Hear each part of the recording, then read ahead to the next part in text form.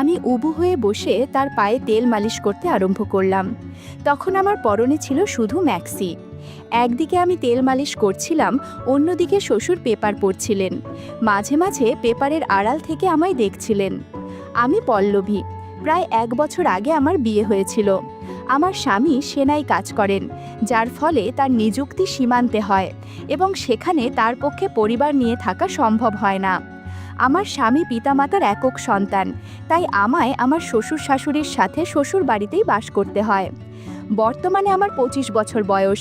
বিয়ের প্রথম কয়দিন আমাদের অনেক ভালো সময় কেটেছে। আমার স্বামী আমাকে অনেক আদর করত, সময় দিত। কিন্তু স্বামী চাকরিতে যাওয়ার পর থেকে দিনের পর দিন সন্ন্যাসিনীর জীবন কাটাতে আমার খুবই কষ্ট হচ্ছিল, কিন্তু আমার পক্ষে সহ্য করা ছাড়া আর কোনো উপায় ছিল না। বিয়ের পর শ্বশুরবাড়িতে গিয়ে প্রথম সাক্ষাতেই আমার সন্দেহ হয়েছিল। আমার শাশুড়ি মায়ের চেয়ে শ্বশুর বাবার বয়স অন্তত 10 বছর কম। বাবা যথেষ্ট দৃঢ়ভাবে তার স্বাস্থ্য ধরে রেখেছেন, সেখানে শাশুড়িমা বার্ধক্যে পা দিয়ে ফেলেন। বাড়িতে নতুন আসার কারণে আমি কাউকেই আমার মনের সন্দেহ প্রকাশ করতে পারিনি। কিছুদিন বাদে আমি জানতে পারলাম আমার শাশুড়িমার দ্বিতীয় বিবাহ হয়েছে। তার প্রাক্তন স্বামীর সন্তান আমার বর। সেই ভদ্রলোক প্রায় 20 বছর আগে গত হয়েছেন। তখন অভাবের সংসার সামলানোর জন্য শাশুড়িমা গৃহশিক্ষকতা আরম্ভ করেছিলেন। ওই সময় উনি নিজেরই এক ছাত্রের প্রেমে পড়ে তার সাথে বিবাহ বন্ধনে জড়িয়েছিলেন এবং সেই ছাত্রই বর্তমানে আমার শ্বশুর। শ্বশুর খুবই মিশুক এবং সব সময় হাসি মুখে কথা বলেন। সেজন্য প্রথম থেকেই আমার ওনাকে খুবই ভালো লাগতো। শ্বশুর বিনয় এবং আমার সাথে বন্ধুর মতোই মিশতেন এবং ঠাট্টা ইয়ার্কিও করতেন। আমার মনে হচ্ছিল শাশুড়ি শ্বশুরের চেয়ে বয়সে যথেষ্টই বড় এবং শিক্ষিকা হওয়ার কারণে তার ব্যবহার যথেষ্টই গাম্ভীর্যে ভরা। তাই সময়ের সাথে শ্বশুর এবং শাশুড়ির মনের মিলটাও দিন দিন যেন কমে যাচ্ছিল। ফুলশয্যার দিন আমি প্রথমবার বিনয়ের আচরণ দেখে সত্যি ভয় পেয়ে গিয়েছিলাম। সেদিন প্রথম রাতেই অনেক কিছু ঘটে যায়, যার ফলে আমি ভালো করে হাঁটতে পারছিলাম না। যদিও বিলের আগেই আমার খুড়তুতো ভাই আমার সাথে অনেক সময় কাটিয়েছে, যে কারণে ষোলশয্যার সাথে বেশি সমস্যা হয়নি। আমার সাথে প্রায় মাসখানেক সময় কাটানোর পর বিনয়কে আবার চাকরিতে যোগ দিতে হলো। তখন বাড়িতে শ্বশুর, শাশুড়ি আর আমি থেকে গেলাম। সেনার চাকরির অর্থ হলো বিনয় কবে আবার ছুটি পাবে আর বাড়ি ফিরবে তার ঠিক ঠিকানায় নেই। স্বামী ছাড়া কিভাবে আমাদের দিন কাটতে লাগলো তার কোনো হিসেব নেই। প্রায় দিন রাতে ঘুমানোর সময় এপাশ ওপাশ করে শুয়ে থাকি। মনের মধ্যে কেমন যেন একটা অনুভূতি হয়। বিয়ের সময় থেকে আমি ক্রিম দিয়ে নিয়মিত চুল কেটে রাখতাম। বন্ধুরা বুঝেছো তো কি বলেছি? যাই হোক, বিনয় চলে যাবার পর আমাকে দেখার কেউ ছিল না, তাই চুল কাটার আর প্রয়োজনও ছিল না। যদিও আমার চুলের ঘনত্ব কম, খুবই পাতলা এবং রেশমের মতো নরম, তাও সঠিক রক্ষণাবেক্ষণের অভাবে বেশ ঘন হয়ে গিয়েছিল। আমার পোশাক পরা নিয়ে শ্বশুরবাড়িতে কোনো বিধিনিষেধ নেই। আমি বাড়িতে সিল্কের হালকা শাড়ি আর ব্লাউজ পরে থাকি। তাছাড়া অন্য যে কোনো পোশাকেই আমায় খুব মানায়। বিনয় চলে যাবার পর শ্বশুর আমার পরম বন্ধু হয়ে উঠলেন এবং আমি কেনাকাটা করার জন্য ওনার সাথে বাজারে যেতে লাগলাম। বয়সের বেশি পার্থক্য না হবার কারণে কোনো অচেনা লোকের পক্ষে আমাদের দুজনকে দেখে বোঝার উপায় নেই যে আমরা শ্বশুর পুত্রবধূ নাকি সদ্য বিবাহিতা বর বউ।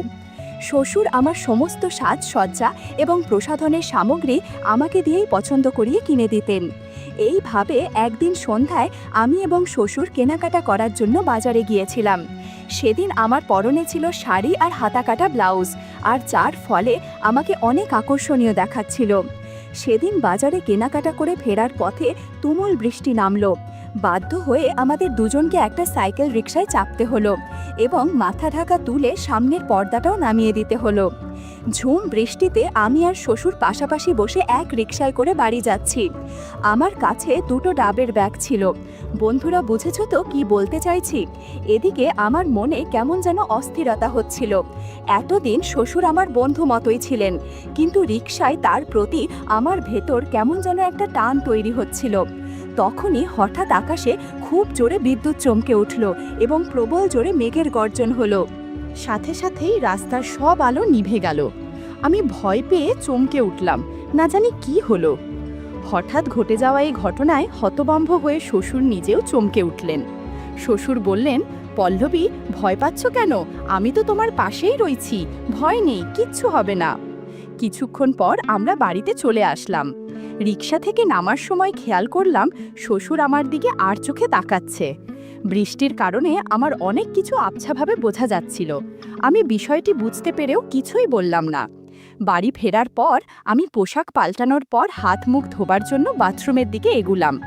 বাথরুমের দরজাটা হালকা আটকানো ছিল, তাই আমি সামান্য ধাক্কা দিতেই সেটা খুলে গেল। বাথরুমের ভিতরের দৃশ্য দেখে আমি সত্যি হতভম্ব হয়ে গেলাম। শ্বশুর জাদুর লাঠি নিয়ে অদ্ভুত আচরণ করছেন। আমার বুঝতে বাকি রইল না উনি আমার কথা চিন্তা করে এসব করছেন। না, আমি এটা দেখার পর আর সেখান থেকে সরে যেতে পারিনি এবং কপাট সামান্য ফাঁকা রেখে দেখতে থাকলাম। আমি সেই মুহূর্তেই একটা বড় সিদ্ধান্ত নিলাম। আমি তখনই মনে মনে শ্বশুরকে আমার দ্বিতীয় স্বামী হিসাবে বরণ করে নিলাম, যে আমার বরের অনুপস্থিতিতে আমায় সব কাজে সাহায্য করবে।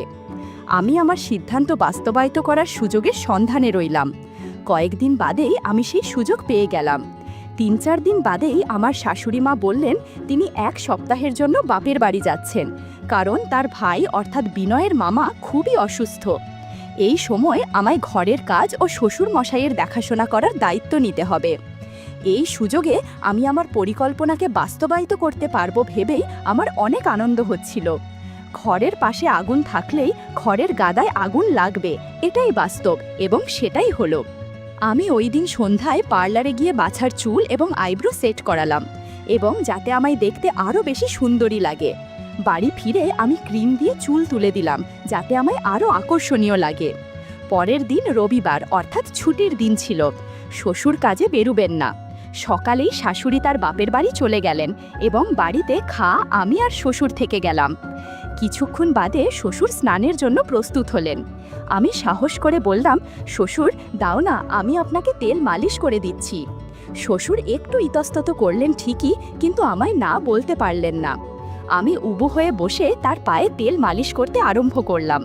তখন আমার পরনে ছিল শুধু ম্যাক্সি। একদিকে আমি তেল মালিশ করছিলাম, অন্যদিকে শ্বশুর পেপার পড়ছিলেন। মাঝে মাঝে পেপারের আড়াল থেকে আমায় দেখছিলেন। একটু পর বললেন, তুমি যখন এত কাছে বসো কেমন জানি এক অদ্ভুত শান্তি পাই, আবার অস্থিরতাও হয়। খবরের কাগজে চোখ রাখি বটে, কিন্তু মনটা তোমাকে নিয়েই পড়ে থাকে। আমি বললাম, আপনার সেবা করার জন্যই আমি আছি। আপনার যখন যা লাগবে আমাকে বলবেন, আমি সেটা দিব। শ্বশুর বললেন, সময় হলে তোমার সাথে গল্প করব। আমি অন্য প্রসঙ্গ তুলে বললাম, এখন আমি ঘরের অন্য কাজগুলো করব, আপনি স্নান করে আসুন। একদিকে শ্বশুর স্নান করতে গেলেন আর আমি ঘরের অন্য কাজগুলো করতে শুরু করলাম। শ্বশুরের স্নান হয়ে যাবার পর আমি স্নানে ঢুকলাম। ওই সময়ে বাথরুমের লাগোয়া ঘরে বসে শ্বশুর আবার কাগজ পড়ছিলেন। আমি স্নানের শেষে শুধু একটা তোয়ালে জড়িয়ে বেরিয়ে এলাম। আমি লক্ষ্য করলাম শ্বশুর কাগজের আড়াল থেকে আর চোখে তাকিয়ে আছে। একটু পর আমি নিজের ঘরে চলে গেলাম আর রেডি হয়ে দুপুরের খাবারের প্রস্তুতি নিলাম। বিকেলবেলায় শ্বশুর আমাকে বললেন, পল্লবী চলো আমরা দুজনে একটা সিনেমা দেখে আসি। আমি সাথে সাথেই রাজি হয়ে গেলাম, কারণ সিনেমা চলাকালীন 2.5 ঘন্টা ধরে সিনেমা হল অন্ধকার থাকে। এই সুযোগে অনেক আনন্দ করা যাবে। আমি জিজ্ঞেস করলাম আমি কি পোশাক পরব। শ্বশুর আমায় লেগিংস আর কুর্তি পরতে অনুরোধ করলেন, কারণটা আমি তখনই ধরে ফেলেছিলাম। আমি শ্বশুরের পছন্দের পোশাক পরে তৈরি হয়ে গেলাম এবং তার সাথে সিনেমা হলের দিকে রওনা দিলাম। সিনেমা হলের ভিতরটা ফাঁকাই ছিল, শুধু আমাদের মতোই কিছু জুটি সিনেমা দেখতে এসেছিল। আমি আর শ্বশুর আশেপাশে ফাঁকা জায়গা দেখে পাশাপাশি বসলাম। শ্বশুর আমার বাম হাত নিজের হাতে নিয়ে বললেন, পল্লবী তোমার হাতের তালু কি নরম, আঙুলগুলো কত সুন্দর, সুন্দরভাবে ট্রিম করে কেটে নাল নেল পালিশ লাগানোর ফলে তোমার নখগুলো ভীষণই সুন্দর লাগছে। জানো পল্লবী, আমাদের বিয়ের আগে থেকেই আমি অনেকবার তোমার শাশুড়ি মায়ের সাথে এই সিনেমা হলে এসেছিলাম এবং পুরো সময় ধরে একটুও সিনেমার দিকে মন ছিল না। সিনেমার পুরো সময়টা জুড়ে অনেক ঘটনা ঘটেছিল আমাদের সাথে। আমি যখন গ্র্যাজুয়েশন করছিলাম তখন তোমার শাশুড়ি মা আমার গৃহশিক্ষিকা ছিল। ওই সময় সে খুবই সুন্দরী ছিল। প্রথম দিনেই আমি ওকে দেখে পাগল হয়ে গিয়েছিলাম। আমি যেদিন ভালো পড়া করতাম তোমার শাশুড়ি মা আমায় আড়ালে অনেক উপহার দিয়েছিল। আমিও সেসব পুরস্কার পাবার লোভে খুব মন দিয়ে পড়াশোনা করতাম। শ্বশুর আরও বললেন, তোমার শাশুড়িমা তখন আমায় আশ্বাস দিয়েছিল আমি প্রতিষ্ঠিত হতে পারলে সে আমায় বিয়ে করবে, যাতে আমি তাকে যখন ইচ্ছে পুরস্কার দিতে পারে, এবং আমি প্রতিষ্ঠিত হতেই সে আমায় বিয়ে করে নিয়েছিল। তারপর টানা 15 বছর ধরে দিনের পর দিন শাশুড়িমা আমাকে অনেক পুরস্কার দিয়েছে, কিন্তু 2 বছর আগে থেকেই ওর মধ্যে পরিবর্তন আসতে শুরু করে। এখন আমি পুরস্কার চাইলে সে দেয় ঠিকই, কিন্তু সে মন থেকে দেয় না। তাই আমাদের মধ্যে ধীরে ধীরে দূরত্ব বাড়তে থাকে।